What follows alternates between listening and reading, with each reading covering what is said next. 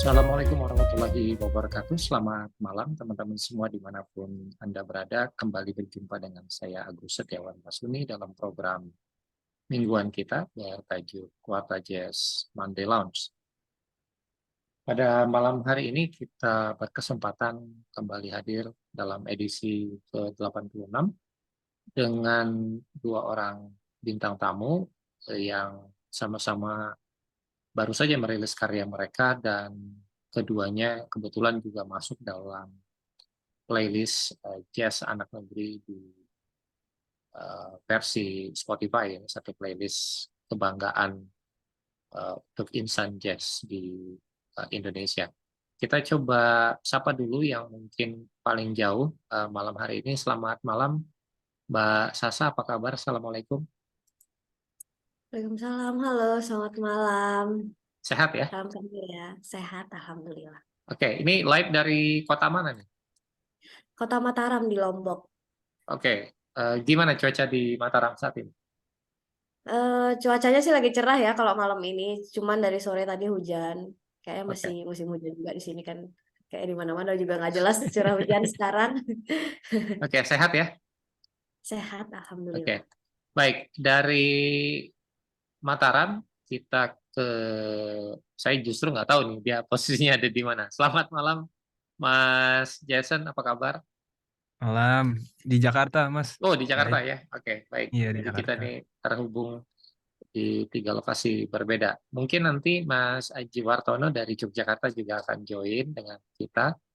Dan terima kasih sebelumnya untuk kawan-kawan kedua musisi yang sudah berkenan hadir dan nanti akan ngobrol dengan kita di sesi Warta Jazz Monday Lounge pada malam hari ini.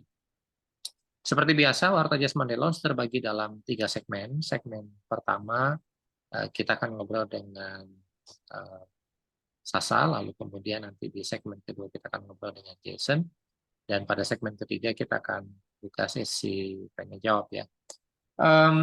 Ya, mungkin kita ke segmen pertama dulu, bisa ngobrol dengan Sasa terlebih dahulu. Sasa mungkin bisa ceritakan ke kita atau teman-teman semua eh, siapa kamu dalam artian latar belakang barangkali pendidikan, secara musik, dan mulai berkarya sejak kapan. Karena terus terang saya baru juga tahu sekarang gitu ya, ada nama yang agak beda nih, si Sasa gitu namanya, yang ternyata belakangan saya tahu ternyata ada nama lengkapnya juga. Silakan. Halo semuanya, saya Sasa. Sebelumnya selamat malam dulu. Assalamualaikum. Semoga semuanya baik-baik aja ya malam ini.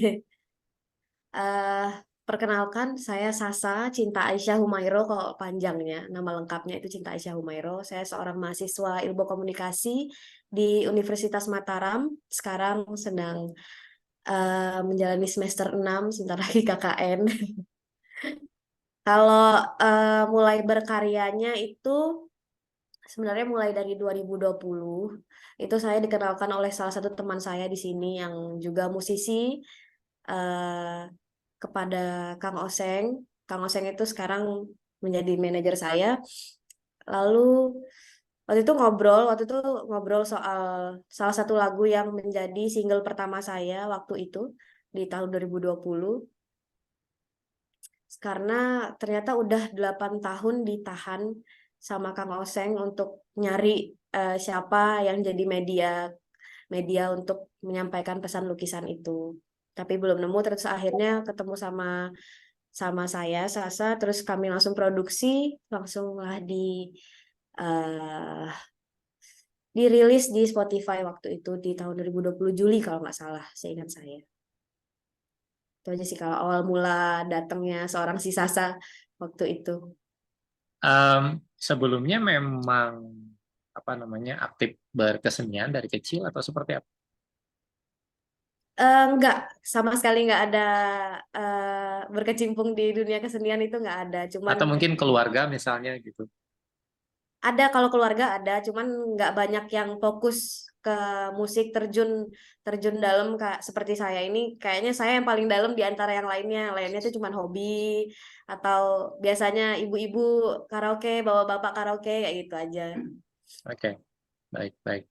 Nah, em, kan ini menurut saya satu lompatan ya, dan memang teknologi sekarang memungkinkan di mana mereka yang memiliki karya tidak harus terbang dulu ke Jakarta lalu kemudian meniti karir di Jakarta gitu ya. Paling tidak di jagat maya lewat distribution channel yang sekarang mungkin cukup populer di tanah air, Spotify, seorang Sasa misalnya yang datang dari Lombok itu juga bisa sejajar tanda kutip dengan musisi-musisi lain yang juga pernah kami undang ke Mandel Lounge ya, seperti Tohpati, Dewa Bujana, Yuki Darmawan. Mereka semua ada di dalam playlist yang sama gitu ya di Jazz Anak, di apa namanya, playlist Jazz Anak Negeri.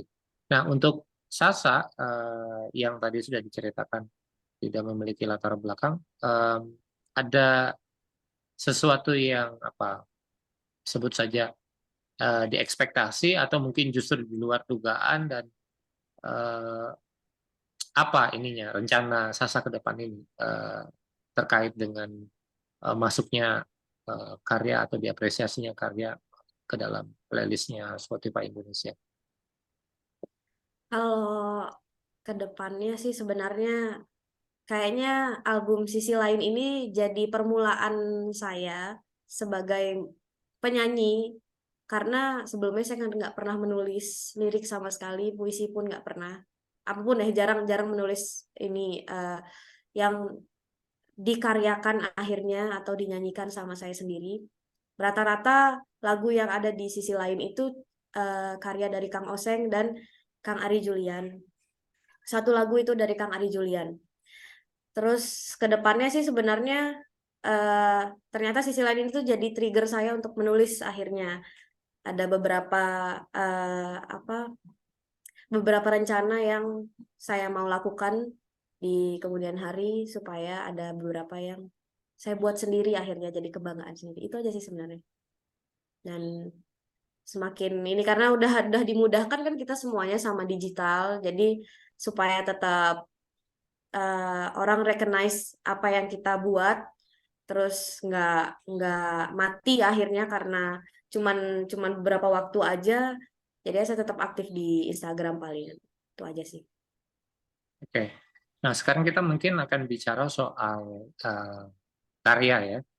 Um, ini kan mini album terdiri dari 6 lagu. Satu lagu tadi sudah disebut merupakan karya uh, miliknya Kang Ari ya gitu. Nah, pertanyaan saya adalah kenapa memilih karya Kang Ari dan kenapa cuma satu misalnya? eh Waktu itu sebenarnya waktu itu kan saya mau nampil di kampus karena nggak banyak sebenarnya lagu saya yang bisa saya bawakan. Terus tiba-tiba Kang Oseng sendiri yang mengingatkan kok ternyata ada karya-karya Kang Ari yang bisa kamu bawakan, dan ternyata saya nyaman dengan lagu-lagu itu. Terus secara apa pemaknaan di dalam kepala saya juga ternyata mudah untuk saya maknai lagunya gitu. Jadinya saya milih lagu itu sebagai sebagai cover untuk mengcover lagunya itu yang Dilepas Pantai Padang Bay. Sorry, itu aja sih sebenarnya. Nggak terlalu banyak yang terlalu serius untuk akhirnya milih. Oh, Dilepas Pantai Padang Bay itu karena kenapa? Mungkin ada maksudnya, related to something, itu nggak ada. Oke. Nah, bagaimana dengan karya-karya, misalnya karya yang lain ya, yang ditulis oleh eh, Kang Oseng yang kebetulan juga menjadi manajer ya gitu. Ini apa namanya prosesnya seperti apa nih? Proses karya-karya dari Kang Oseng ini. Mungkin Kang Oseng sendiri bisa bisa mengklarifikasi barangkali. Ah, saya ketemu prosesnya lumayan lama ya, sekitar 3 tahun. Oke. Dari 3 tahun saya bertemu dia dalam jangka waktu 3 bulan, satu single. akhirnya di tahun 2022 kita rampung bikin mini album yang kemarin kita juga launching, yang ekspektasi saya juga nggak apa ya, nggak besar gitu, tiba-tiba masuk playlist dan oh gitu loh, itu aja. Jadi akhirnya oh, karya eh, tulisan saya dibawakan menjadi karyanya Sasa, bisa masuk ke playlist yang menurut saya di dalamnya adalah orang-orang keren. Ini jadi Oke. satu motivasi buat kita juga untuk wah, kita harus lebih lagi nih, bikin karya lebih banyak lagi nih, terutama Sasa juga. Gitu. Kalau dilihat dari apa namanya 6 karya itu kan yang dipilih itu adalah entah ya gitu. Nah ini Ya, bisa diceritakan nggak sebenarnya entah ini bercerita atau bertutur soal apa? Sasa kayaknya yang lebih ngerasain dibandingin saya. Karena saya sudah lupa, udah sekitar 8 tahun yang lalu, mungkin Sasa lebih ngerasain yang relate sama kondisi saat ini. Gitu.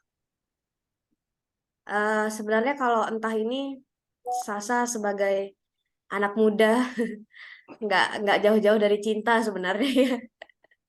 Cinta em, jadi di mini album sisi lain itu sebenarnya entah itu ada dua tapi bahasanya beda, yang satunya itu bahasa Inggris.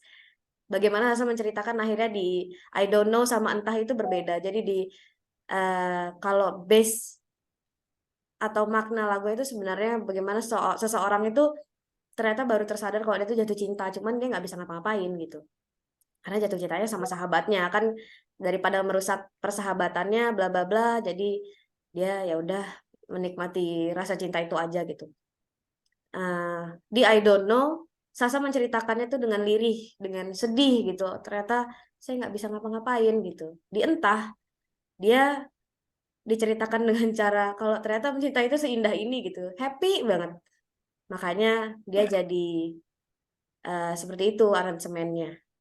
Di dalam penggarapan karya ini siapa saja teman-teman yang terlibat? Yang terlibat itu udah pasti Kang Oseng sebagai pemilik liriknya, yang menulis liriknya, maaf. Saya dan ada Om Arif Prasojo sebagai um, arranger lagunya. Beliau yang menjadikan Entah dan I Don't Know dan lagu lainnya itu menjadi seperti itu gitu.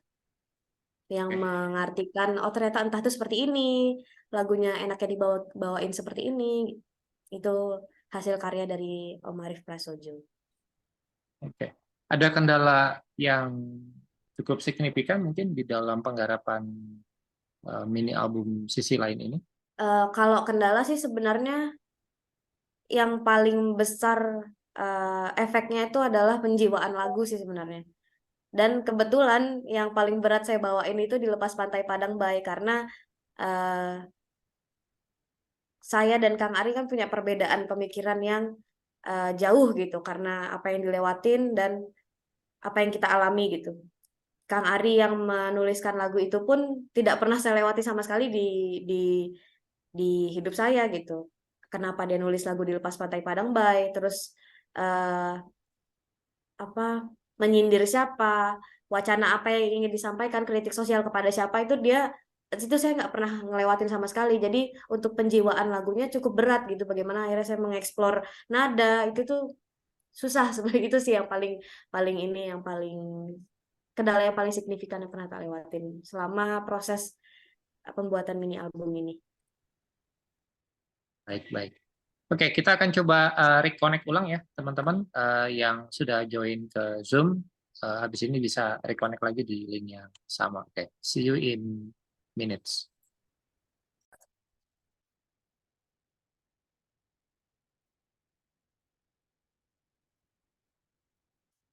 Oke, Sasa, ini kan kita tahu bahwa dengan kemudahan teknologi seperti tadi Sasa juga sudah sempat bilang ya, memungkinkan untuk siapapun bisa membuat karya atau bisa mempersembahkan satu komposisi tanpa harus khawatir eh, katakanlah misalnya ada yang bilang oh ini kurang bagus atau ini kurang itu dan segala macam gitu, pokoknya rilis aja gitu karya. Nah, tapi dari sisi Sasa sendiri melihat ketika karya ini kemudian sudah di launching, lalu kemudian ternyata juga itu terpilih di dalam playlistnya Spotify. Um, Adakah sesuatu yang Sasa lihat dari sisi proses yang ada ini menjadi berbeda gitu? Artinya sebelum ini di launching dengan sesudah itu di launching, apakah ada sesuatu dari sisi pandangan atau perspektif yang Sasa lihat berbeda? Kalau soal berbeda sih kayaknya Sasa belum terlalu sesensitif itu buat ngelihat perbedaan itu ya. Cuman kalau dari perasaan sih lebih nervous aja karena ternyata ternyata ini dilihat lebih luas lagi sama sama masyarakat di Indonesia, lebih akuratnya. Sebelumnya Sasa belum pernah ngerasain senervous ini aja sih sebenarnya. Itu aja sih kalau dari perbedaannya ya. Kalau yang secara hmm, em, ya intinya saya belum sensitif sih soal-soal seperti itu karena belum banyak mengetahui soal pengkaryaan, terus dunia kesenian, terus dunia digital itu saya belum sensitif soal itu. Oke. Saya dengar katanya saat ini juga sedang mempersiapkan rencana video klip ya. Ini video klip ini nanti yang akan dirilis untuk karya yang mana? Kebetulan juga video klip yang lagi direncanain itu video klip Entah. Oke. Dan rencananya seperti apa nih video klipnya?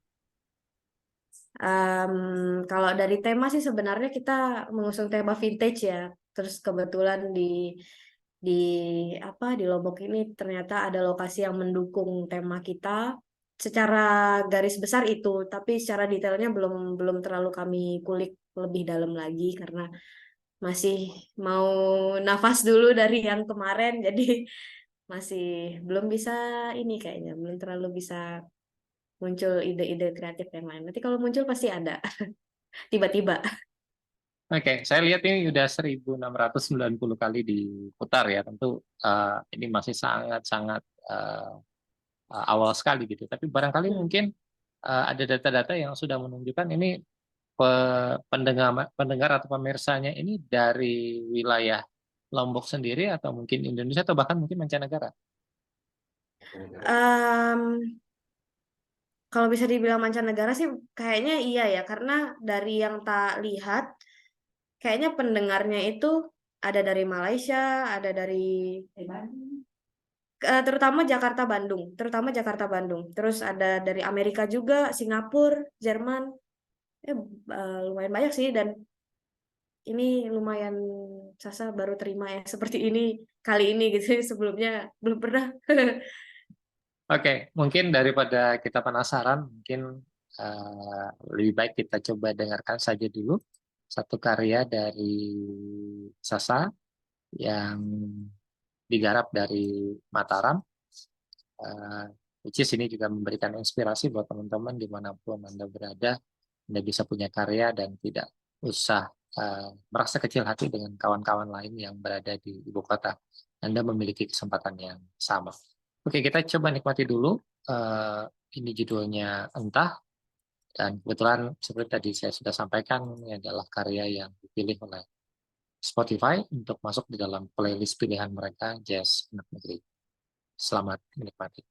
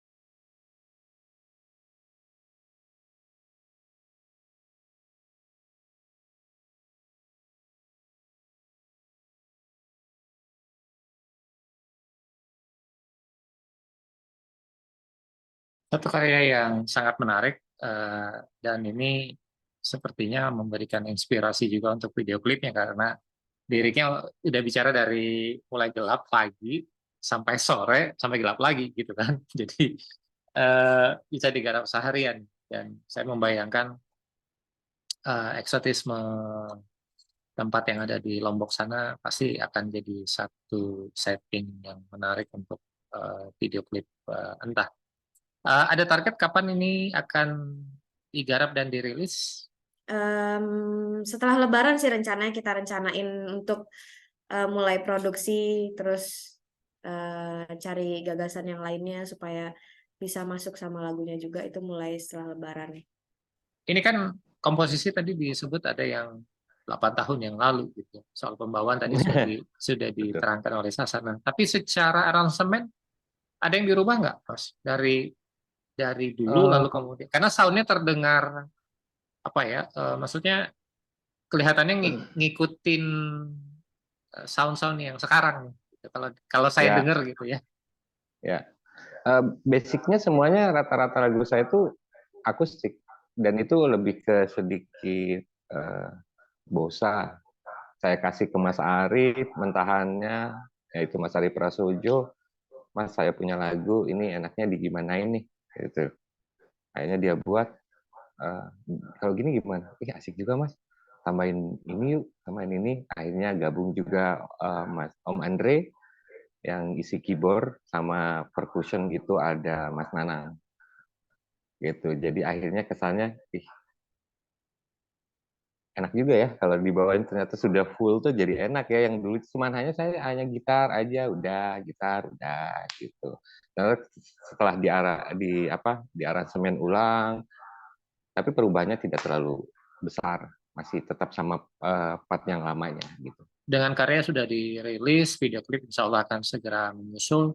Apakah ada rencana manggung untuk Sasa dan tim gitu? Kalau misalnya iya, ini formasinya apakah sama dengan yang menggarap karya ini atau apakah ada rencana tur di Jawa misalnya begitu atau keliling Indonesia misalnya gitu. Karena kan nanti tinggal dilihat tuh dari data-data Spotify-nya itu kan bisa memberikan satu insight kira-kira segmen market mana yang mungkin bisa coba di touch up untuk bisa ya saya nggak tahu mungkin membuka peluang saja gitu.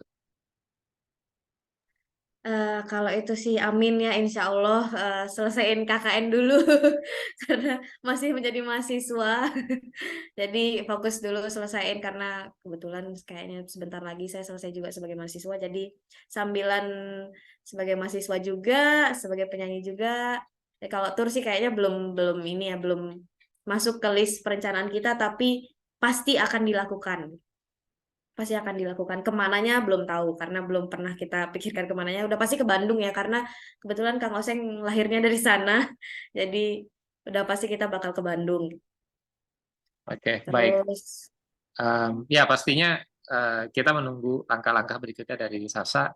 Buat teman-teman yang menyimak program ini dimanapun Anda berada, silakan follow akun Instagramnya boleh disampaikan atau akun YouTube-nya kalau misalnya teman-teman pengen ngikutin karya-karya Sasa yang lain. Silakan Sasa. sebelumnya saya mau ini sebenarnya saya nggak nyangka sih semalam dihubungin ya sama Warta Jazz dan agak nervous dan seneng ternyata ada yang mengapresiasi dan kita ternyata terpaut jarak yang jauh gitu. Terima kasih sudah mengundang Sasa sebagai penyanyi yang nggak ada apa-apanya ini bercanda. Tapi selanjutnya juga selain ini karya Sasa itu bisa dinikmatin di Spotify, YouTube. Sasa juga punya YouTube. Ada tinggal tulis si Sasa aja ntar muncul di YouTube. Terus di Spotify juga ada, di Apple Music juga ada. Instagramnya itu ada si___ Sasa. Terima Oke, kasih. siap. Teman-teman semua, kita masih akan ngobrol dengan Sasa dan Bang atau Kang Oseng ya nanti di segmen ketiga. Dan sekarang kita akan beranjak dulu ke kawan kita Mas Jason di segmen kedua. Ini kalau saya baca sekilas tadi CV-nya gitu karena emang baru dapat hari ini gitu. Ini Anda ini lumayan edan ya dalam tanda kutip gitu karena jarang-jarang saya baca CV pemenang 3 kali Downbeat Annual Student Music Awards. Ini pertama congratulations dulu gitu karena saya nggak tahu kalau ada anak Indonesia lain yang punya prestasi sama seperti Anda. Atau cuma Anda satu-satunya gitu. Mungkin bisa diceritakan dulu siapa Anda dan belajar musik sejak kapan, lalu ya kalau dilihat kan nih Downbeat ini kan majalah jazz sangat-sangat terkenal di Amerika bahkan jadi referensi dunia ya. Ya, mungkin bisa cerita-cerita tipis-tipis lah soal itu. Silakan Jason. Iya, pertama-tama thank you banget Warta Jazz udah kontak juga. Terus congrats buat Cinta sama buat Kang Os. Udah rilis juga masuk Spotify. Congrats, congrats. Saling berjuang. Em, ya nama nama saya Jason Montario, lahir asal Jakarta. Em,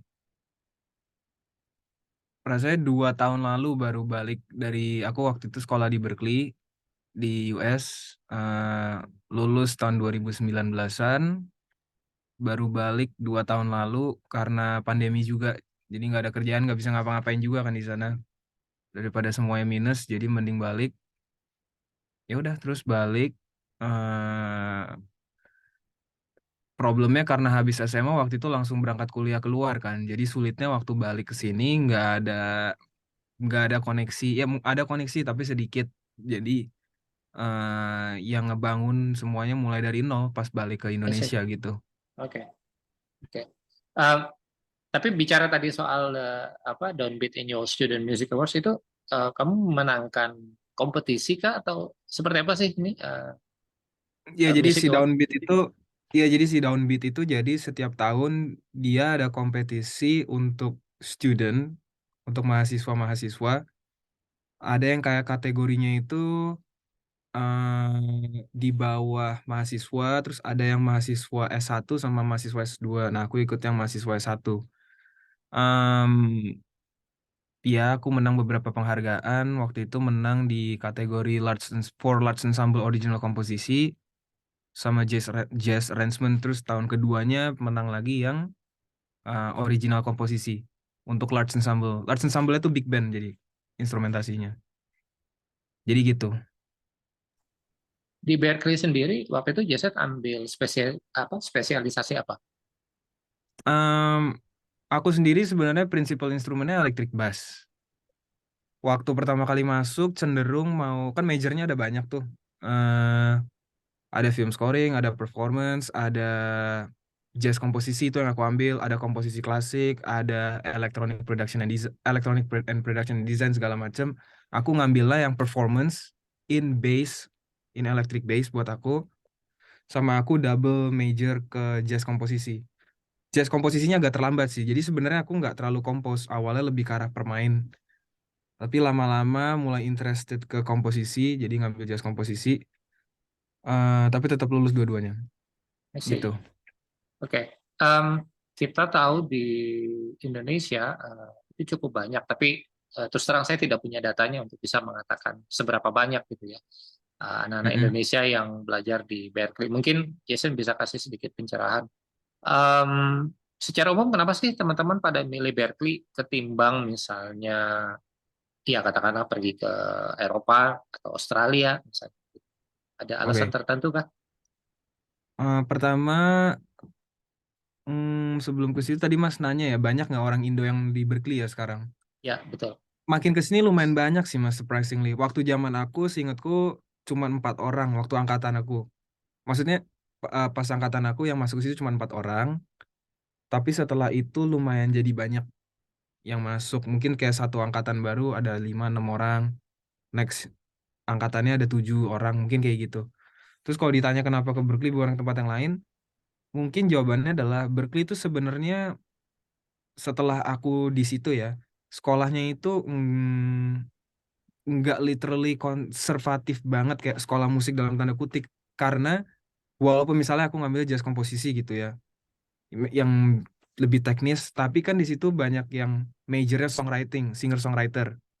ada juga yang electronic production and design, ada juga music production, jadi kayak engineer segala macam. Jadi sebenarnya itu kayak tempat kumpulnya bukan cuman musisi, tapi tempat kumpul produser, singer-songwriter mungkin seperti Cinta gitu. Jadi maksudnya diverse banget gitu, orangnya banyak banget. Mungkin itu salah satu kenapa orang mau pergi ke Berkeley, karena memang sekolah musik iya, tapi kumpulannya itu banyak banget berbagai macam jenis orang. Jadi Dan boleh itu salah satu. dibilang, Hah? ekosistem yang sangat mendukung sekali gitu ya untuk apa namanya bertumbuhnya karir di bidang musik itu, tidak hanya sebagai performer tentu saja. Oh iya, iya, malah ke arah sini dulu tuh mereka terkenalnya jazz komposisinya atau komposisi ya, tapi malah makin ke sini malah lebih ke arah industrial dalam arti positif ya. Malah lebih banyak orang ke situ untuk mengejar industri gitu. I see. Oke. Ini perbincangan yang menarik soal pendidikan dan apa namanya pendidikan musik khususnya jazz. Tapi mungkin kita akan coba simpan itu untuk topik di Warta Jazz Talks yang memang biasanya lebih spesifik. Kembali ke karya. Ini uh, sama Aga, lalu kemudian sama Kelvin. Ini ceritanya gimana bisa ketemu dan kemudian memutuskan untuk oke, we want to do something gitu. Em, Sebenarnya ini memang project soloku. Kalau kalau sama Kelvin, sebenarnya Kelvin tuh kakak kelasku waktu di Berkeley sih. Dia jadi 2 tahun di atasku. Jadi sebenarnya memang udah beberapa kali main, bisa dibilang lumayan sering, tapi nggak sering-sering banget. Jadi sebenarnya sama Kevin udah saling paham. Nah, terus waktu aku ke Indo, memang dari dulu pingin banget sih bikin album gitu ya. Cuman kan maunya apa ya? Album tuh adalah apalagi debut album kan. Jadi mau sesuatu yang berarti, jelas, clear ini apa. Waktu itu juga sempat sama Kelvin ngobrol, aduh nih mau bikin ini konsep gimana, pianisnya siapa yang tepat ya kira-kira untuk project ini. Setelah ditimbang-timbang ada beberapa nama, ya udah beraniin diri aja naik Mas Aga. Sebenarnya waktu itu juga nggak kenal juga Mas Aga. Maksudnya kan dia kan apa namanya, ya udah pianis ternama banget yang nggak ada duanya lah di sini kan. Terus kan dia jauh sekali kan usianya, senior gitu. Cuma waktu itu nekat aja nanya, Mas ada ini. Enggak, sebelumnya jadi waktu itu aku main di Salihara Jazz Bass kan. Nah, terus entah kenapa DM, Mas, ini aku ada karya ini nih, mau lihat nggak? Terus ternyata dia udah tahu aku duluan, aku juga bingung. Anyway, habis itu kenal-kenalan, ngobrol-ngobrol, kita ketemuan, terus dia langsung tertarik aja, mau gitu. Ya singkat singkat ceritanya panjang, tapi singkat cerita gitu. Cuman Oke. DM-DM-an, terus akhirnya Mas Aga mau. Ya, ya. Dan ya saya mendengarkan karya ini sekilas saja gitu. Saya merasa bahwa ini memang punya satu konsep yang sangat kuat gitu. Nah, kalau boleh tahu Jason sendiri influence atau pengaruh musik didapat dari siapa saja?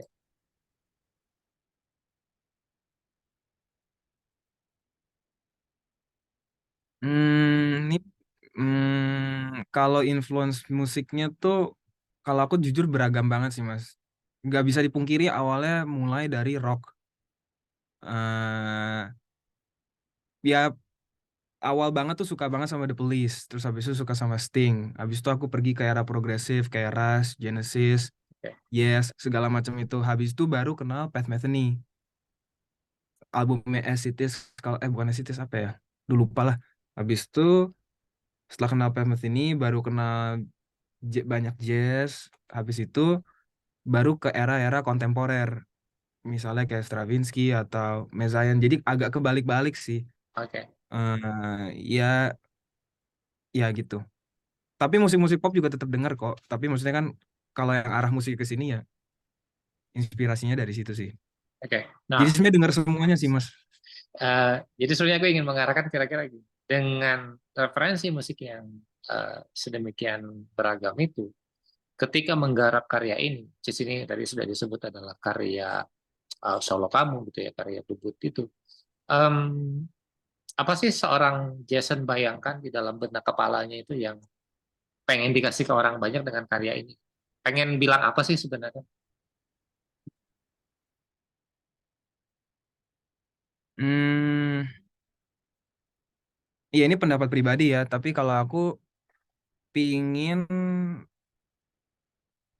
terlepas orang suka apa nggak suka itu kan subjektif ya. tapi pingin mencoba memberi kebaharuan di skena musik jazz terutama, mau di Indonesia kayak mau di manapun itu, menurutku aku pingin mengasih bentuk kebaharuan aja, soalnya kan rasanya bunyi-bunyi yang aku nggak bisa bilang bunyi kontemporer ya, tapi yang approach-nya misalnya ada free jazz-nya atau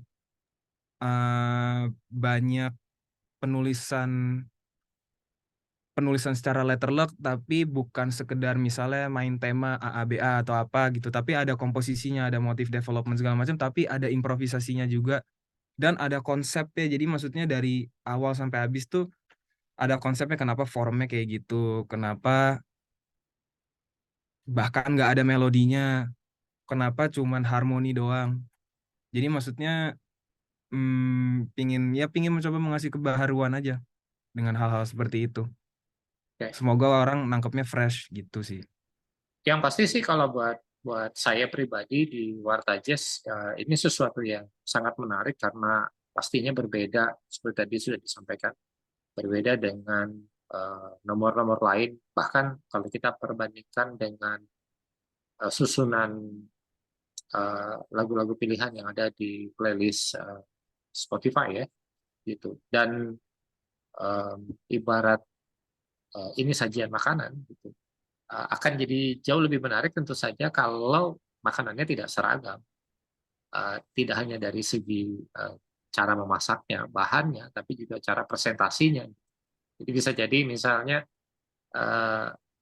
ramuan masakannya sama, gitu, tapi karena presentasinya berbeda, sehingga orang berasumsi itu berbeda, tapi kemudian ketika dirasa dia menjadi berbeda. Nah, kedalaman ini saya lihat ada di permainan pianonya Agak, karena memang secara vocabulary kalau saya boleh mengatakan dia memiliki jam terbang yang lumayan sangat tinggi, bercakap-cakap dengan banyak sekali musisi kelas atau kaliber dunia gitu. Oh Mas, satu lagi boleh nambahin? Silakan. Jadi sama satu lagi, aku kan memang fans berat misalnya dulu tuh zaman-zaman album progressive rock atau apapun itu yang mereka menawarkan konsep album. Nah, aku juga di album ini itu kan judulnya kan Love Is kan. Mungkin sebenarnya kayak ece-ece banget cinta adalah, tapi sebenarnya album ini tuh emang harus didengarnya satu album satu deret sih, karena ya mungkin nanti bisa dinilai dari judul-judulnya sendiri. Dan walaupun memang konsep yang ditawarkan adalah cinta, tapi sebenarnya bukan cinta yang itu. Ya. Ya memang harus didengar dan harus dimaknai dari perjudul-judulnya. Tapi aku pengen nawarin album konsep di scenery jazz music gitu loh ibaratnya. Ya, ya. Ya, Semoga itu sesuatu yang baru. aku tadi baru mau bilang bahwa sepertinya dengan karya ini kamu menawarkan satu diskursus baru gitu.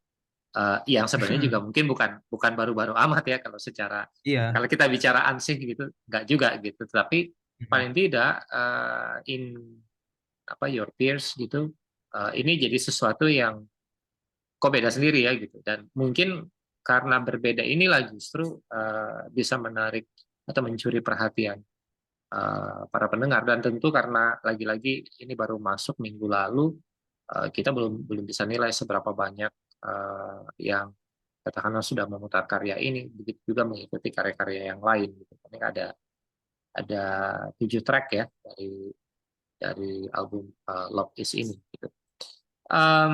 Nah, sekarang kita bicara tentang karena ini tadi satu sequence, satu mata rantai cerita yang harus didengarkan satu persatu. Tapi Love Is sendiri dalam konteks penggarapannya pertama kali, kayak gimana sih proses kreatifnya dari seorang Jason? Khusus lagu Love Is, jadi gini, pokoknya setiap lagu dari album itu aku ada konsep, ada ceritanya sendiri. Dan memang aku mau setiap lagu tuh punya dunia sendiri dan warnanya beda dan bunyinya beda. Nah, untuk yang Love Is itu, kan judulnya Cinta Adalah. Aku nggak mau ngasih tahu apa. Love Is, dari segi penulisan, aku nggak mau ngasih melodi sama sekali. Jadi di situ cuma ada harmoni atau chords. Di situ juga itu menyatakan bahwa jadi aku sama Mas Aga sama Kevin tuh sebenarnya mainnya agak free jazz. Jadi nanti tuh Mas Aga main di temponya dia sendiri, aku sama Kevin main di tempo kita berdua sendiri, dan kita bebas mengutarakan melodinya apa. Nah, melodinya free improvisasi yang emang gak ditulis. Itu menandakan bahwa, jadi kayak bagi Mas Aga, Love Is adalah permainan Mas Aga. Love Is bagiku adalah dadada. Love Is bagi Kevin adalah dadada. Jadi konsepnya Love Is gitu. Jadi memang sengaja di partiturnya juga cuman ada harmoni, chord, bahkan gak ada rhythmnya, gak ada temponya. Dan memang aku desain ini lagu yang kita nggak pernah latihan sekalipun. Jadi pas di studio live take baru kali itu kita main. Jadi kita bener-bener nggak tahu kita bertiga mau ngomong apa. Jadi konsep di balik lagu Love Is tuh gitu. Menarik. Di Belanda ada satu aktivitas yang namanya ICP ya, Instant Composer Pool gitu. Jadi memang mereka ketemu, bikin komposisi dan semuanya terjadi ya being in a moment gitu kalau kata Herbie Hancock gitu ya. Nah, Iya. dengan konsep yang ditawarkan dari Jason seperti ini gitu, tidakkah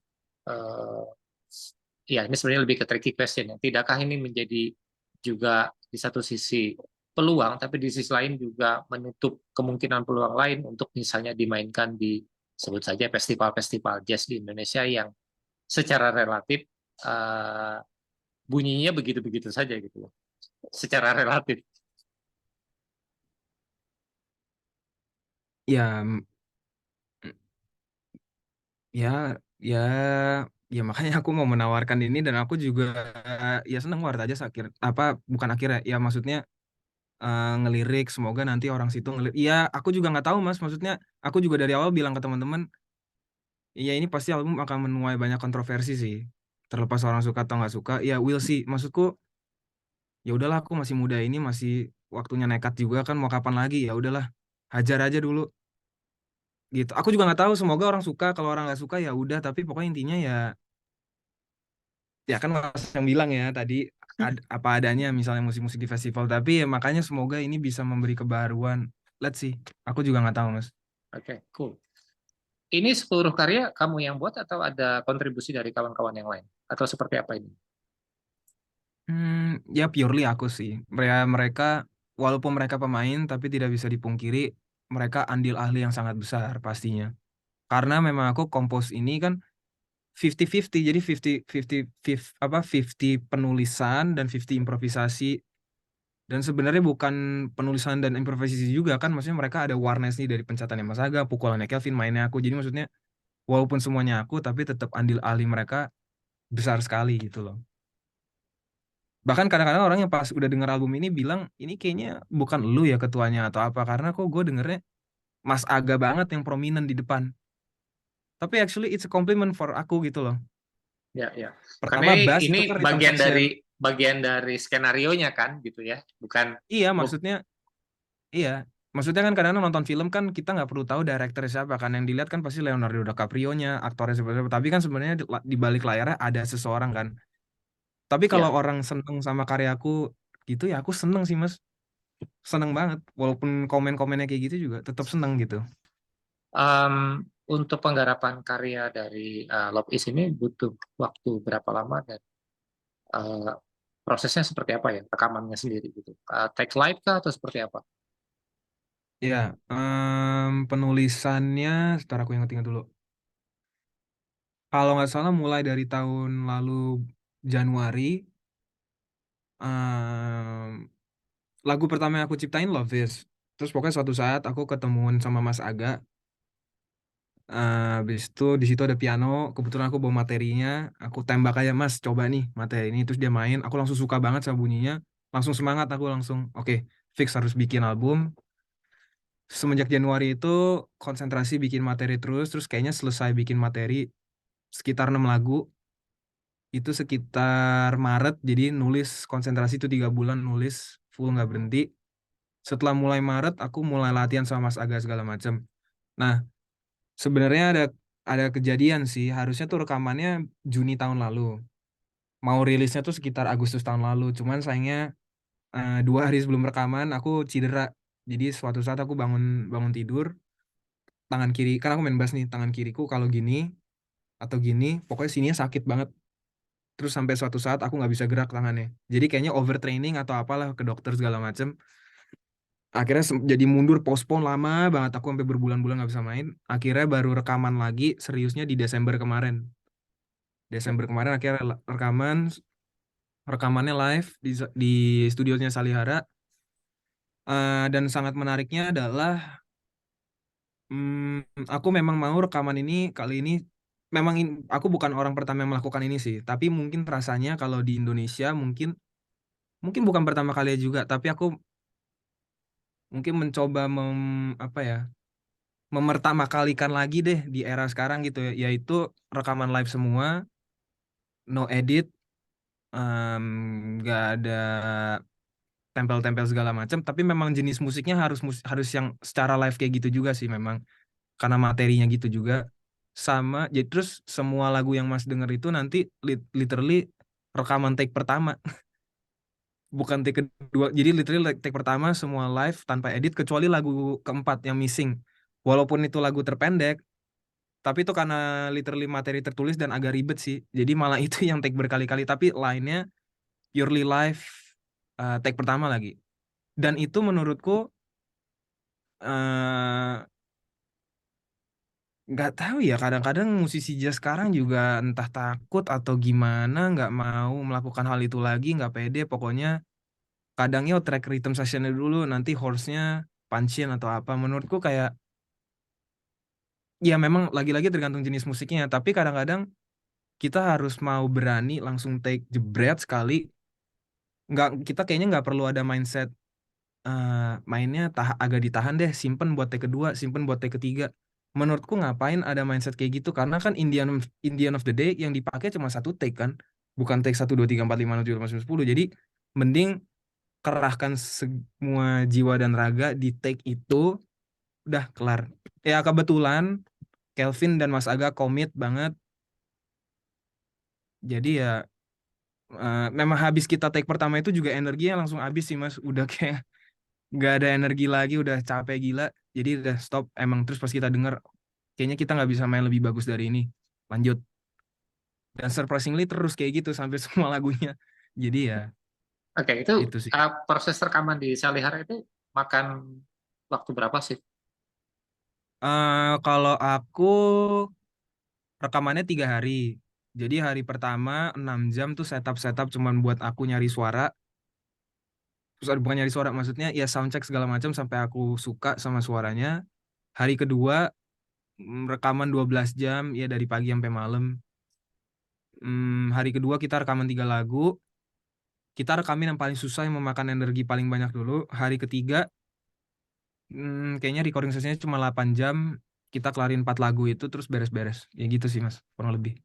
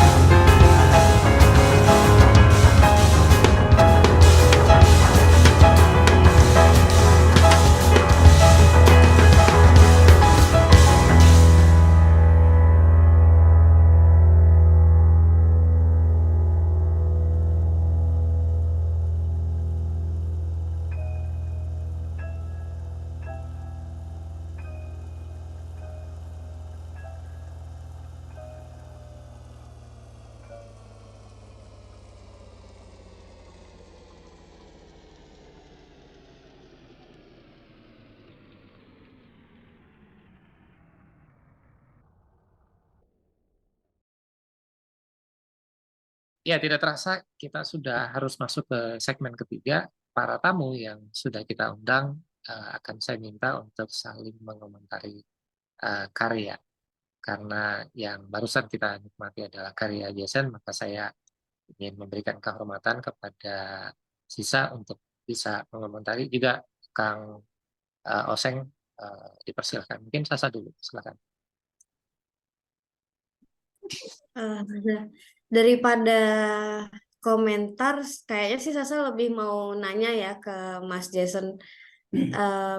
Setelah dengar lagunya tadi itu, yang muncul di kepala Sasa itu adalah chaotic when we see something, atau when we kita ada di sebuah situasi yang kayaknya bikin panik gitu loh.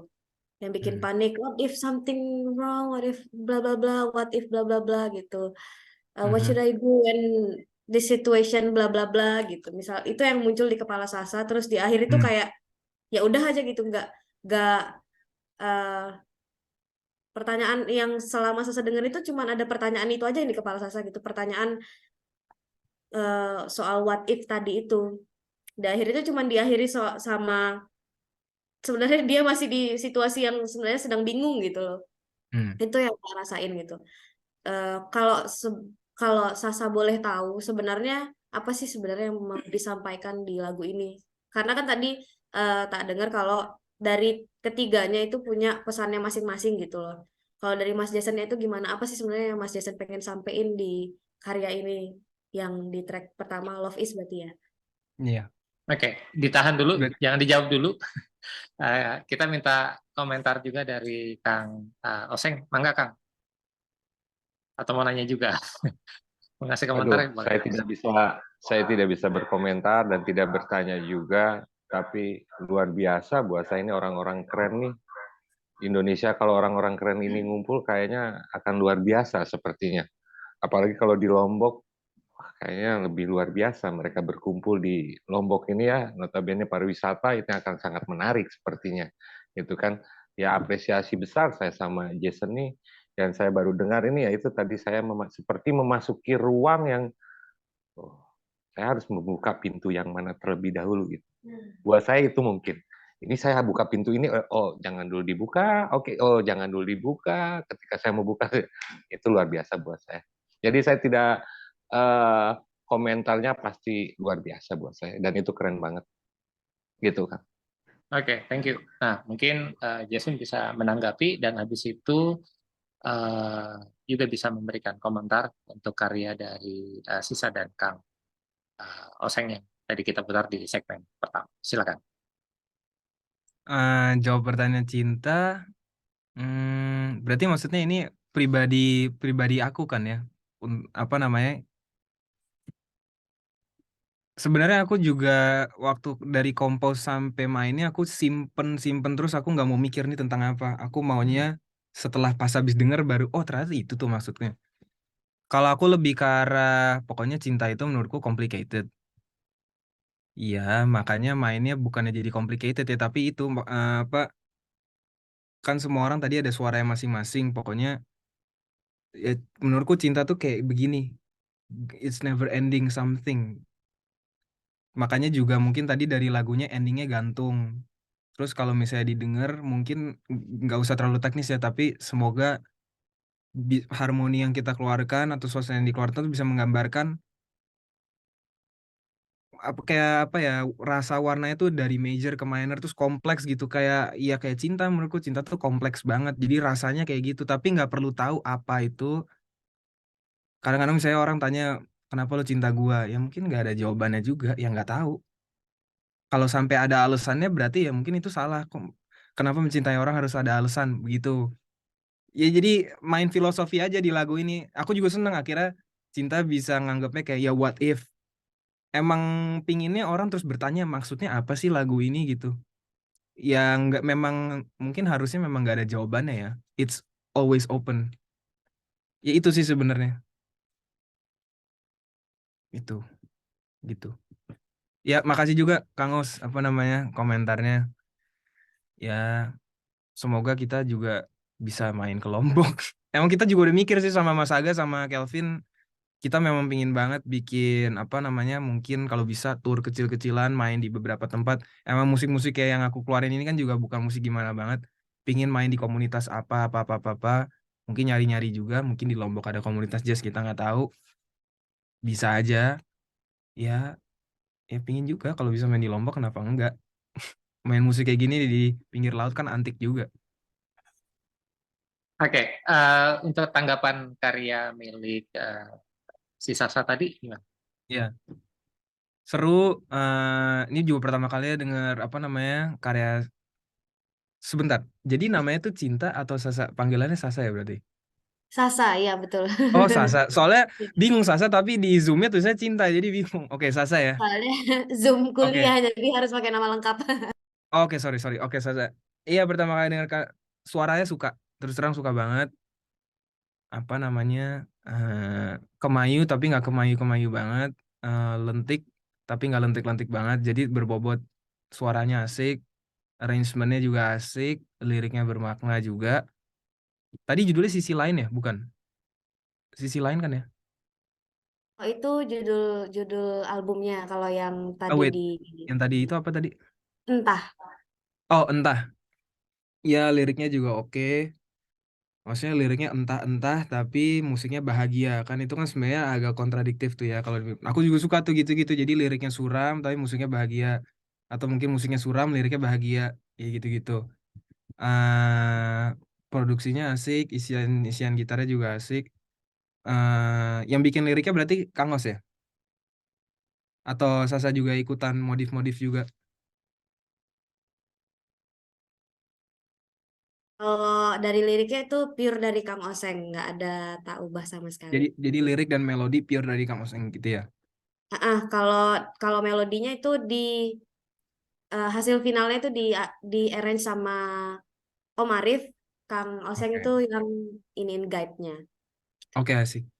Ya menurutku enak sih, pas banget juga suaranya.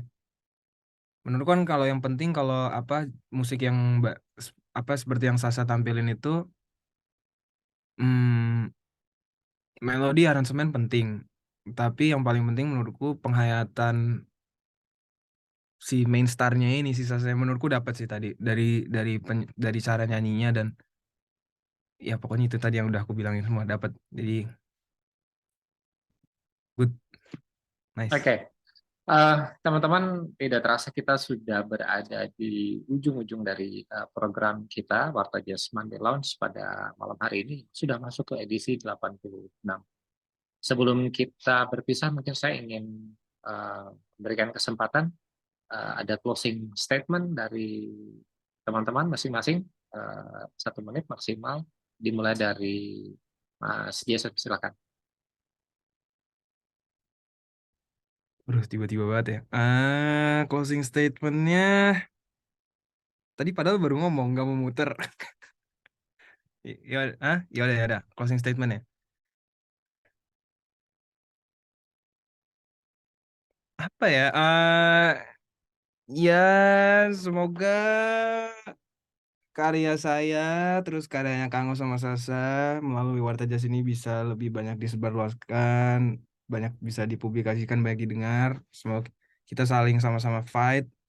Terus semoga saya bisa main di apa festival jazz di Lombok, Sasa bisa main di festival jazz di Jakarta. Jadi tukeran. Ya udah mungkin closing statement gitu dulu Mas. Oke, Sasa, Kayak silakan. gitu. Oke, kalau dari Sasa, poin pertama sebenarnya yang mau sama Sasa sampein itu ada satu kesamaan yang Sasa dengerin dari penjelasan Mas Jason soal lagu-lagunya. Kalau di setiap tracknya itu ada penyampaian yang berbeda-beda. Kebetulan kenapa Sasa milih EP sisi lain itu adalah karena setiap lagu itu beda-beda. Itu merepresentasikan soal Sasa yang ya kalau Sasa nongkrong beda, nyanyi beda, bla bla bla gitu. Jadi terus tujuannya juga supaya didengar sama orang-orang itu nggak melulu soal cinta juga. Kayak nggak cinta itu ya itu gitu, nggak soal kasih sayang, nggak soal pasangan laki-laki dan perempuan gitu. Nggak kayak gitu aja. Ternyata ada kesamaan di dalam hal pemaknaan atau filosofi lagunya. Terus kedua juga terima kasih sudah mau mengundang Sasa di sini bersanding dengan orang-orang keren. Sasa nggak nyangka sih sebenarnya di sini. Soalnya ya karena baru baru juga, terus yang dari sebelumnya belum pernah berkecimpung di dunia kesenian ini, sungguh bikin gugup, saya malu. Jadi terima kasih banyak ya. Itu aja sih. Kang Oseng mungkin? Saya ya, oke, siap siap. Closing statement-nya, ternyata berkesenian itu menyenangkan, berproses itu menyenangkan, saling berbagi dan mendengarkan itu ternyata menyenangkan. Hal-hal positif itu mudah-mudahan bisa menjadi virus yang baik di kemudian hari. Gitu. Dari saya itu sekian. Mudah-mudahan Jason bisa main di Lombok nih. Itu aja. Kita bisa nggak cuma digital aja, tapi kita bisa ketemu langsung gitu. Gitu. Itu aja dari saya. Terima kasih banyak sudah diundang di Warta Jazz. Baik, terima kasih teman-teman dan sorry banget kalau waktunya memang mepet. Warta Jazz Madelon memang didesain hanya 1 jam dan kami berharap kurangnya durasi itu membuat Anda menjadi penasaran lalu kemudian mengintip playlist Spotify atau mungkin playlist-playlist di platform digital lainnya, atau mungkin juga membeli rilisan fisik kalau memang itu dirilis secara fisik. Yang pasti maju terus untuk teman-teman, untuk Jason, untuk Sasa, Kang Oseng. Kita tunggu karya-karya kreatif berikutnya. Berkabar saja, mention kami di sosial media. Insya Allah kami akan coba bantu sebarluaskan seluas mungkin yang memang kami bisa lakukan. Dan untuk program Warta Jazz Monday Lounge kali ini adalah edisi terakhir di bulan Maret ini, karena mulai minggu depan atau tepatnya mulai hari Kamis besok kita sudah memasuki bulan suci Ramadan 1444 Hijriah. Kami mengucapkan dengan segenap redaksi Warta Jazz selamat menunaikan ibadah puasa. Semoga amal ibadah kita diterima oleh Allah Subhanahu wa taala. Saksikan program Warta Jazz Monday Lounge melalui kanal-kanal sosial media yang tersedia di Instagram, Facebook, ataupun Twitter, juga YouTube. Kita akan kembali hadir setelah Lebaran, jadi kita akan off selama kurang lebih 1 bulan, tapi jangan khawatir, Anda tetap bisa menikmati informasi terbaru seputar dunia jazz dalam dan luar negeri melalui situs wartajazz.com. Saya Agus Setiawan Basudi mengucapkan terima kasih atas kebersamaan Anda selama kurang lebih 1 jam. Mohon maaf apabila ada kata-kata yang kurang berkenan. Terakhir, tetap semangat, tetap menikmati musik-musik terbaik dari musisi dari negeri sendiri. Saya Agus Setiawan Basudi, terima kasih. Assalamualaikum warahmatullahi wabarakatuh dan selamat malam.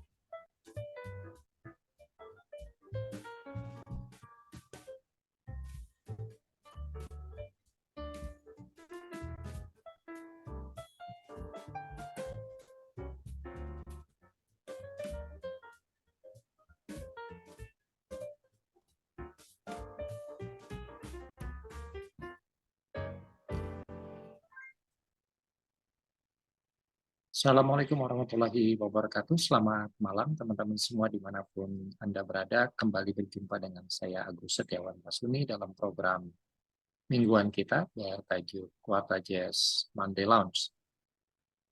Pada malam hari ini kita berkesempatan kembali hadir dalam edisi ke-86 dengan dua orang bintang tamu yang sama-sama baru saja merilis karya mereka dan keduanya kebetulan juga masuk dalam playlist jazz anak negeri di versi Spotify, satu playlist kebanggaan untuk insan jazz di Indonesia. Kita coba sapa dulu yang mungkin paling jauh malam hari ini. Selamat malam, Mbak Sasa, apa kabar? Assalamualaikum. Waalaikumsalam, halo, selamat malam. Sehat ya? Salam kenal ya, sehat, alhamdulillah. Oke, ini live dari kota mana nih? Kota Mataram di Lombok.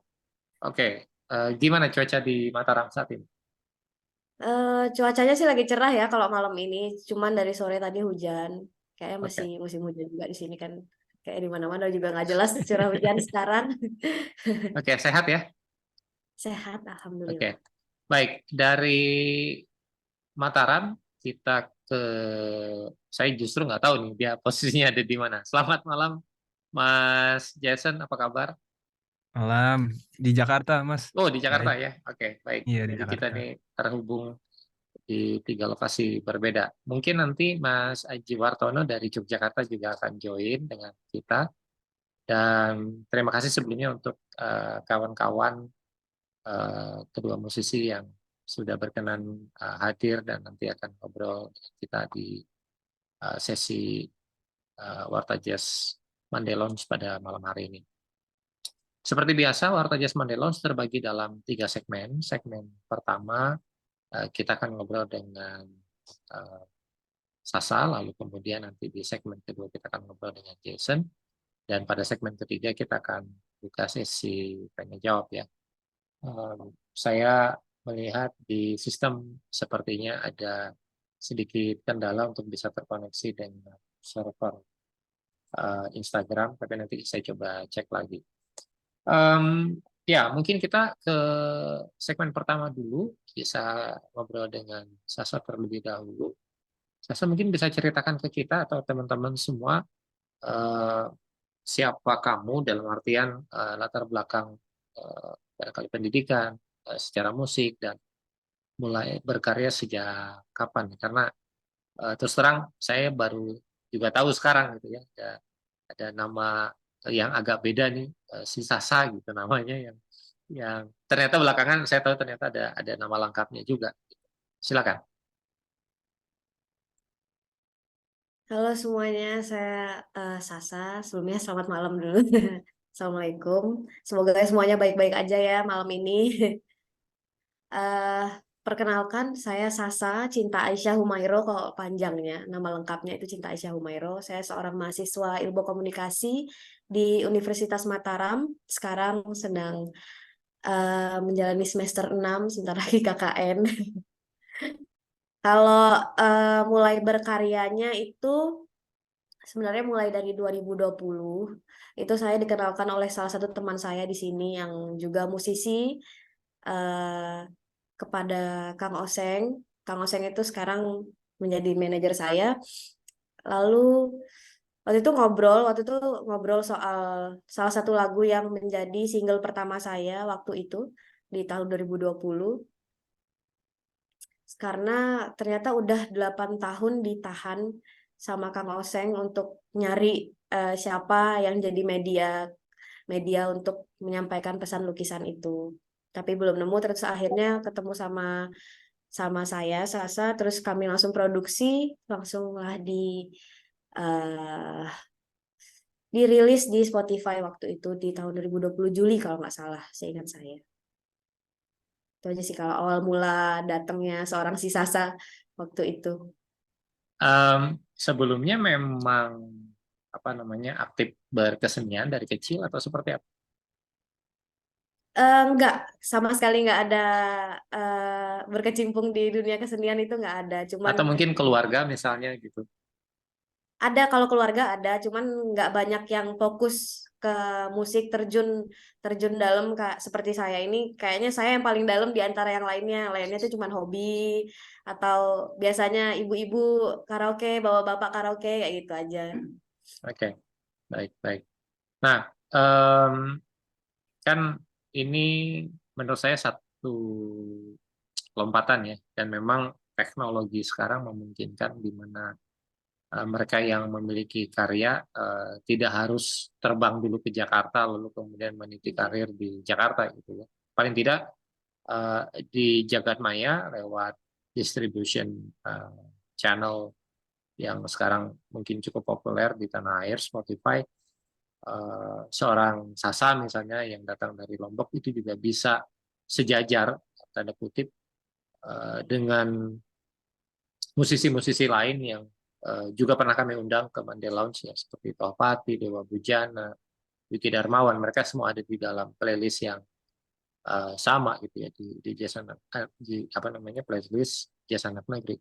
Nah untuk Sasa yang tadi sudah diceritakan tidak memiliki latar belakang, ada sesuatu yang apa sebut saja diekspektasi atau mungkin justru di luar dugaan dan eh, apa ininya rencana Sasa ke depan ini terkait dengan masuknya karya atau diapresiasinya karya ke dalam playlistnya Spotify Indonesia.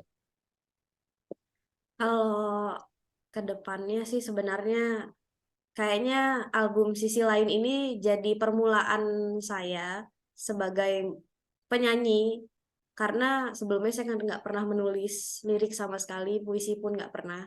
Apapun ya jarang-jarang menulis ini yang dikaryakan akhirnya atau dinyanyikan sama saya sendiri. Rata-rata lagu yang ada di Sisi Lain itu karya dari Kang Oseng dan Kang Ari Julian. Satu lagu itu dari Kang Ari Julian. Terus ke depannya sih sebenarnya eh, ternyata Sisi Lain itu jadi trigger saya untuk menulis akhirnya.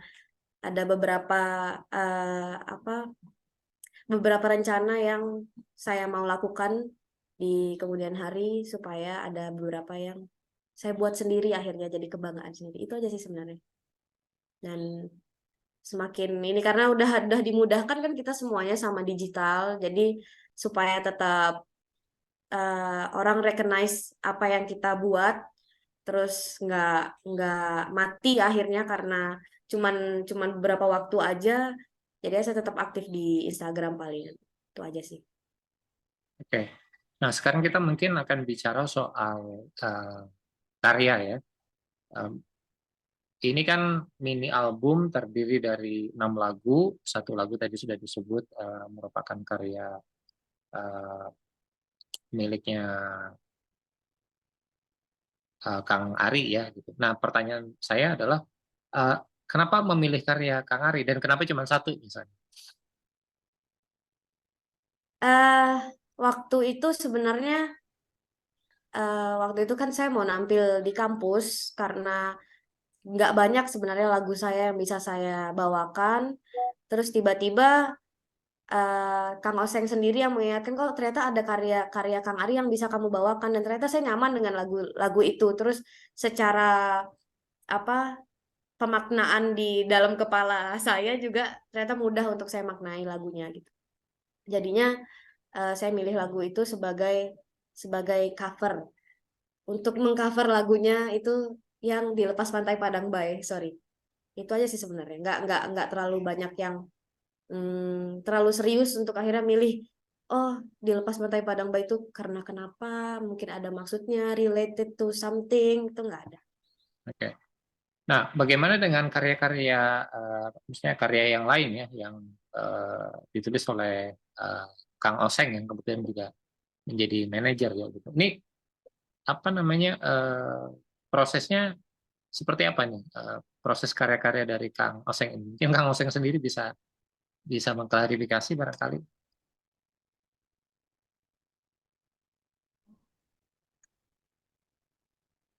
Oke, malam boleh. Selamat malam. Saya izin gabung. Sorry kebalik nih. Aduh, oke. Iya. Ah, saya ketemu prosesnya lumayan lama ya, sekitar 3 tahun. Oke. Dari 3 tahun saya bertemu dia dalam jangka waktu 3 bulan, satu single. Akhirnya di tahun 2022 kita rampung bikin mini album yang kemarin kita juga launching. Yang ekspektasi saya juga nggak apa ya, nggak besar gitu, tiba-tiba masuk playlist dan oh gitu loh, itu aja. Jadi akhirnya karya eh, tulisan saya dibawakan menjadi karyanya Sasa, bisa masuk ke playlist yang menurut saya di dalamnya adalah orang-orang keren gitu. Ini jadi Oke. satu motivasi buat kita juga untuk kita harus lebih lagi nih, bikin karya lebih banyak lagi nih, terutama Sasa juga gitu. Kalau dilihat dari 6 karya itu kan yang dipilih itu adalah Entah ya. Gitu. Nah, ini Ya, bisa diceritakan nggak sebenarnya Entah ini bercerita atau bertutur soal apa? Sasa kayaknya yang lebih ngerasain dibandingin saya. Karena saya sudah lupa, udah sekitar 8 tahun yang lalu, mungkin Sasa lebih ngerasain yang relate sama kondisi saat ini. Gitu. Silakan, Sa.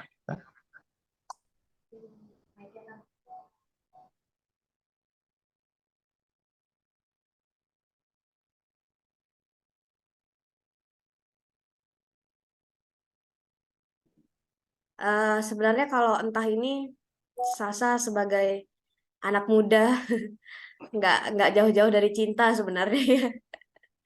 Cinta em, jadi di mini album Sisi Lain itu sebenarnya Entah itu ada dua, tapi bahasanya beda yang satunya. Satunya itu bahasa Inggris. Bagaimana Sasa menceritakan akhirnya di I Don't Know sama Entah itu berbeda. Jadi di kalau base atau makna lagu itu sebenarnya bagaimana seseorang itu ternyata baru tersadar kalau dia itu jatuh cinta, cuman dia nggak bisa ngapa-ngapain gitu. Karena jatuh cintanya sama sahabatnya kan, daripada merusak persahabatannya bla bla bla, jadi dia ya udah menikmati rasa cinta itu aja gitu. Di I Don't Know Sasa menceritakannya tuh dengan lirih, dengan sedih gitu, ternyata saya nggak bisa ngapa-ngapain gitu. Di Entah dia diceritakan dengan cara kalau ternyata mencintai itu seindah ini gitu, happy banget, makanya dia jadi seperti itu aransemennya. Baik. Di dalam penggarapan karya ini, siapa saja teman-teman yang terlibat? Yang terlibat itu udah pasti Kang Oseng sebagai pemilik liriknya, yang menulis liriknya, maaf. Saya dan ada Om Arif Prasojo sebagai arranger lagunya. Beliau yang menjadikan Entah dan I Don't Know dan lagu lainnya itu menjadi seperti itu, gitu. Yang mengartikan, oh ternyata Entah itu seperti ini, lagunya enaknya dibawain seperti ini. Itu hasil karya dari Om Arif Prasojo. Oke. Ada kendala yang cukup signifikan mungkin di dalam penggarapan mini album Sisi Lain ini? Kalau kendala sih sebenarnya yang paling besar efeknya itu adalah penjiwaan lagu sih sebenarnya. Dan kebetulan yang paling berat saya bawain itu di Lepas Pantai Padang Bay, karena eh, saya dan Kang Ari kan punya perbedaan pemikiran yang jauh gitu, karena apa yang dilewatin dan apa yang kita alami gitu. Kang Ari yang menuliskan lagu itu pun tidak pernah saya lewati sama sekali di di hidup saya gitu. Kenapa dia nulis lagu di Lepas Pantai Padang Bay, terus eh, apa menyindir siapa, wacana apa yang ingin disampaikan, kritik sosial kepada siapa, itu saya nggak pernah ngelewatin sama sekali. Jadi untuk penjiwaan lagunya cukup berat gitu. Bagaimana akhirnya saya mengeksplor nada itu tuh susah seperti itu sih yang paling paling ini yang paling kendala yang paling signifikan yang pernah tak lewatin selama proses pembuatan mini album ini. Baik, baik. Oke, kita akan coba reconnect ulang ya, teman-teman yang sudah join ke Zoom. habis ini bisa reconnect lagi di link yang sama. Oke, see you in minutes.